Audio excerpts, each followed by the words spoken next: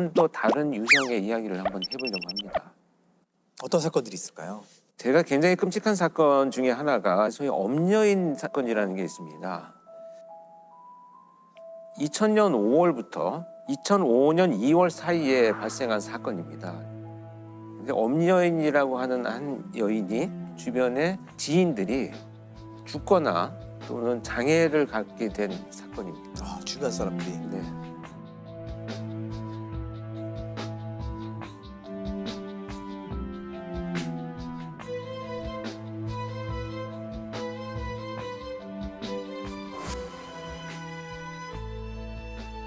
개요를 좀 몇 가지 하나씩 살펴보겠습니다.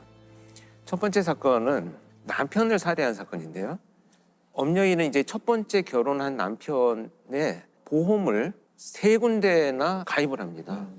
보험을 가입한 이후에 어느 날 남편한테 수면제를 먹여서 잠이 들게 한 이후에 핀 같은 걸로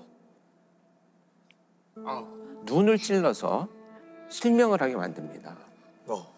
남편은 모르는 건가요? 눈이 갑자기 안 보이게 되는 건가요? 눈에 굉장히 심한 상처가 났는데 자기 잘못인 것으로 생각을 한 거죠. 그리고 나서 이제 몇 달 뒤에 다시 이제 그 수면제를 먹여서 잠이 들어 있는 남편한테 얼굴에 끓는 기름을 부어서 화상을 입히게 됩니다. 사주에 이제 화상을 입히죠. 그래서 이런 상처들로 인해서 이제 장애를 입고 상처를 입고 치료를 하던 이 남편은 결국 다발성 자창 출혈 이런 것들로 인해서 사망을 하게 됩니다. 그리고 나서 이 사망한 남편의 보험금을 3억 원을 받게 됩니다. 이렇게 이제 첫 번째 남편을 살해해서 3억 원의 보험금을 받은 엄여인은 한 달 후에 재혼을 합니다. 그리고 나서 똑같은 방법으로 또 그 수면제를 먹인 후에 눈을 찔러서 장애를 입힙니다. 보험사에는 이물질이 눈에 들어가서 지금 심한 상처가 났는데 아마 이것이 이제 실명이 될 것 같다라고 한 진단을 받게 되면서 보험금을 4천만 원을 또 수령을 합니다. 결국 이제 지속된 이런 여러 사건들로 인해서 치료를 제대로 받지 못한 이 남편은 또 사망을 하게 됩니다. 그러면 원래 남편부터 재혼한 남편까지 두 명을 살해한 거네요. 2명을 살해했죠. 근데 여러분들 여기서 되게 중요한 게 뭐냐면 보험 금액이 사망 그 다음에 가장 많이 금액을 받는 것이 실명이에요. 그래서 사실은 그런데 이제 이 엄여인의 직업을 보면 보험 관련된 일을 오랫동안 했어요. 그래서 잘 알고 있는. 잘 알고 있고 그 보험사를 속이는 방법도 알고 있었던 것으로 이제 추측이 되고요. 그러다 보니까 이제 그런 범죄를 이어가기 시작을 한 거죠. 진짜 잔혹한 게 그냥 사람을 죽이는 것도 잔혹한 일인데 보험금을 2번 받기 위해서 먼저 실명을 시키고 그렇죠. 또 살인하고 이게 정말로 좀 잔인한 것 같아요. 29살 주부 엄모 씨는 지난 2000년 남편에게 수면제를 먹인 뒤 눈을 찔러 멀게 했습니다. 치료를 받던 남편이 숨지자 엄 씨는 보험금으로 2억 8천여만 원을 타냈습니다. 2년 뒤에 재혼한 남편도 똑같은 방법으로 당해 치료를 받다 숨졌습니다.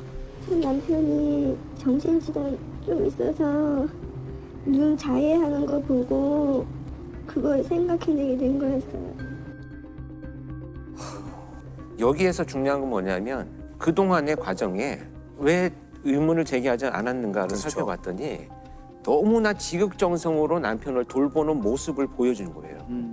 그러니까 주변 사람들은 저런 심성을 갖고 있는 사람이 네, 설마 정말 보험금 때문에 남편을 저렇게 하겠느냐라고 하는 생각들을 하게 된 거죠.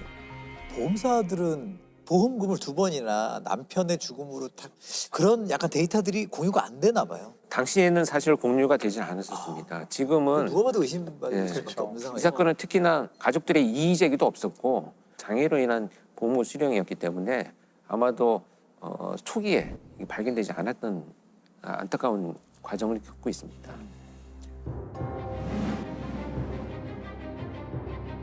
이제 이 2 사건을 저지르고 나서 이 엄여인은 본격적으로 범행을 저지르기 시작을 합니다. 이제 시작이었던 거죠. 아이고. 그래서 이 범행의 대상은 결국 이제 자신의 가족들로 향합니다. 정말 끔찍한 것이 수면제를 탄 주스를 만들어 가지고 자기 어머니한테 그걸 먹게 만듭니다.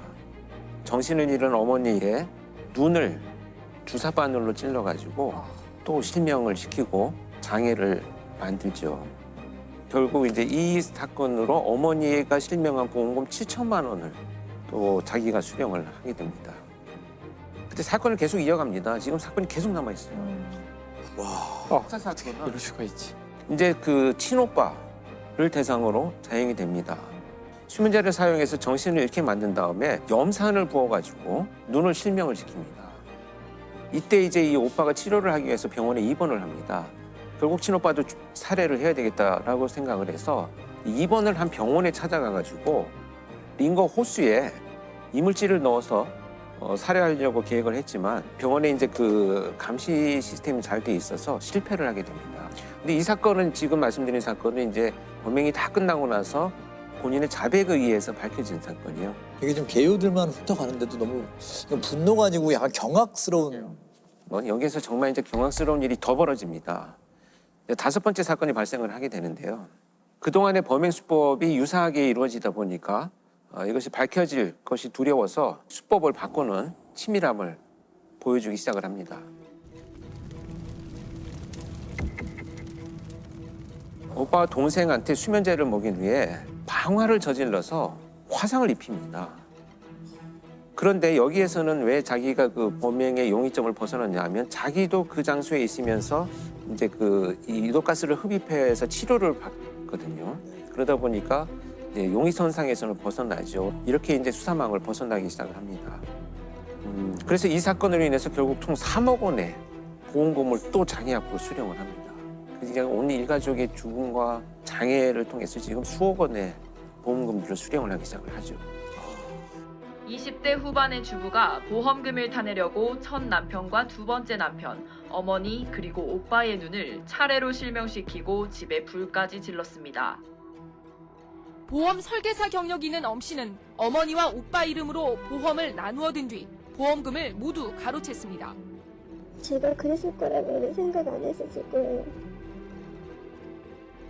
그 돈으로 뭘 했던 거예요? 지금 끔찍하게도 이런 돈을 그냥 유흥에 사용한 것으로 나타나고 있는데요. 이 유흥에 필요한 돈들을 어떻게든지 마련해서 나를 포장하는 것이 훨씬 더 내 삶의 가치가 있다라고 생각하는 왜곡된 관념을 갖게 되는 거죠. 결국 이게 발각이 됐으니까 지금 다 밝혀진 거겠죠. 그렇습니다. 근데 여기에서 밝혀진 것이 아니고 사실 엄여인은 또 다른 사건을 저지릅니다. 더 저질러요. 방화 사건이 저지르고 난 이후에 어머니 명의로 되어 있는 아파트를 팝니다. 그리고 나서 자신의 집에서 가사 도우미로 일하고 있던 분의 집에 가서 지금 불이 나서 내가 지금 환경이 어려운 상황이니 좀 지내게 해달라라고 부탁을 하고 그 집에 들어갑니다.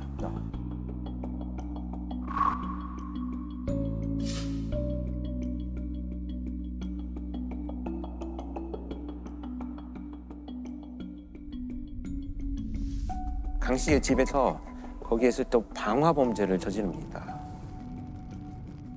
결국 그 화재로 강 씨 남편은 사망을 합니다. 그리고 강 씨는 그 화상을 입어서 이제 병원에 입원을 하게 되고요. 그리고 자기도 이제 현장에 있었다라는 이유로 용의선상에서 벗어났는데 마지막까지 이제 시도를 하기 위해서 심지어 강 씨가 입원해 있는 병원을 불을 지르려고 갑니다. 그래서 시도를 하는데 네. 다행히도 이제 그 방화 미수에 그칩니다. 이때 이제 그 주변 사람들한테 발각이 되어가지고 체포가 되면서 이 수많은 악행들이 드러나게 됩니다. 엄 씨는 잠시 머물렀던 파출부 강모 씨의 집에도 불을 질러 강 씨의 남편을 숨지게 한 혐의도 받고 있습니다. 결국 이로 인해서 최종 무기징역이 선고가 되어가지고 수감 생활을 하고 있습니다. 이 엄여인의 사이코패스 그 점수라는 게 있다고 하는데 그게 아주 화제였던 것 같아요. 저도 실제 그 이제 송치되기 전에 분석을 하기 위해서 프로파일링을 하기 위한 면담을 했었는데 사이코패스 검사는 40점 만점에 24점, 25점이 넘어가면 굉장히 위험한 사람이다라고 평가를 합니다. 그 알고 계시는 뭐 유영철, 뭐 강호순 이런 자들이 뭐 37점, 38점 이렇게 되니까 굉장히 높은 위험성을 갖고 있다라고 표현하는데 엄여인은 죄책감의 결여, 그다음에 충동성, 자기중심성 이런 것들을 평가하는 사이코 체크리스트에서 40점에 육박할 것이다. 전부 이렇게 진단을 하고 있습니다. 어후. 그러니까 자기중심적 사고나 또는 충동성 이런 부분들이 굉장히 심각하게 높았던, 제가 직접 만났을 때는 의외로 거의 말을 하지 않았었어요. 그러니까 어떤 의미로 저는 받아들였냐면 일종의 수치심을 느꼈다라고 생각을 하는데요. 범행을 저지른 결과에 대한 수치심이 아닙니다. 이건 자신에 대한 수치심이에요. 들켰다는. 그러니까 무슨 얘기냐면 이렇게 자신에 대한 수치심을 갖는 경우는 과도한 자존감이 있는 경우에 이 모든 일들이 내가 이렇게 잘못한 것이 아니고 내가 잘못한 것이라고는 체포될 만한 빌미를 내가 만들었기 때문에 내 스스로 수치스럽다라는 이런 의미를 더 잘할 수 있었는데 그렇죠. 내가 잘못해서 잡혔다. 그 자신에 대한 연민을 드러내는 그런 면담의 느낌들을 많이 받았습니다. 자, 이 엄연인 사건으로 알 수 있는 특징은 무엇일까요? 일단 특징 첫 번째는 범행 대상이 주로 가까운 지인이나 가족, 면식 있는 사람들일 가능성이 높다라는 것이고요. 특히 이제 엄연인 같은 경우에는 보험금이 목적이었기 때문에 보험금을 자기 명의로 돌릴 수 있는 가족들을 대상으로 범행을 이어간 것으로 판단이 됩니다. 또 다른 하나 특징은 이제 직접 공격을 하지 않고 수면제라든지 이런 약물을 이용한 범죄로 피해자도 모르게 범행이 저질러지는 수법을 사용하는 것이 많이 나타난다. 이렇게